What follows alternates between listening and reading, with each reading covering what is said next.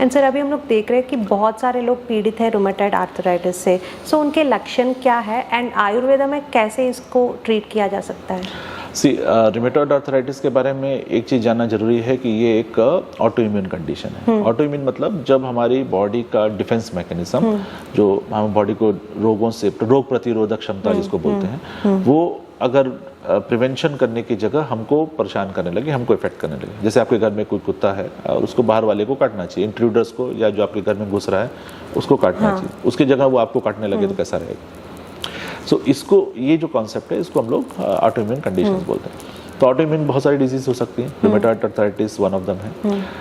In modern medicine में ऐसा बोला जाता है कि आपको फीवरिश होगा, स्वेलिंग होगा, इन्फ्लामेशन होगा, आपके ब्लड टेस्ट करेंगे तो आरए पॉजिटिव आएगा, सीआरपी ज़्यादा होगा, ये सार बढ़ा हुआ होगा, तो और मॉर्निंग स्टिफनेस होगी। तो ये सारे कंडीशंस को लेके हम कंक्लूड करते हैं कि रूमेटॉइड आर्थराइटिस हो सकता है।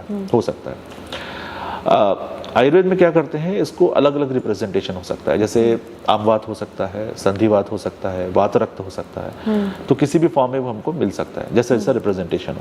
लेकिन मोस्ट कॉमनली हमको आमवात ही मिलता है। आमवात में एक बड़ा इंटरेस्टिंग सा लाइनर है, जिसमें हम लोग ये बोलते हैं कि किसी भी व्यक्ति को अगर बहुत बॉडी में पेन है, खाने के प्रति एवर्जन है, खाना नहीं खाने की इच्छा एकदम नहीं हो रही है, बहुत ज़्यादा प्यास लग रही है, बॉडी बहुत हैवी लग रही है, फीवर जैसी फीलिंग हो रही है, फीवर नहीं है लेकिन या तो फीवर हो भी सकता है, ऐसा लग रहा है कि फीवर है,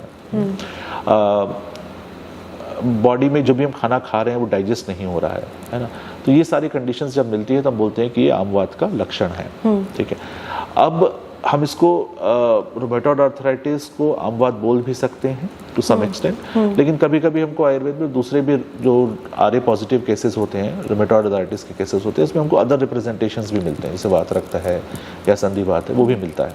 तो हम लोग अपने हिसाब से डायग्नोस करके फिर ट्रीटमेंट करते हैं। सर ये कपिल आयुर्वेदा कैसे हेल्प करता है इन लोगों को? कपिल आयुर्वेद में हम लोग ट्रेडिशनल सिस्टम को फॉलो करते हैं। जैसे मैंने बोला कि हम लोग, ऐसा नहीं है कि आपने रूमेटॉइड आर्थराइटिस बोला और हमने उसका ट्रीटमेंट चालू कर दिया, ऐसा नहीं है। तो रूमेटॉइड आर्थराइटिस को हमको, वो आपने डायग्नोसिस किया, दैट इज फाइन, लेकिन हम उसको अपने हिसाब से भी डायग्नोस करते हैं कि आमवात है, वात रक्त है, संधिवात है, या कुछ और रिप्रेजेंटेशन है, आपको क्या सिम्टम्स हैं, है ना।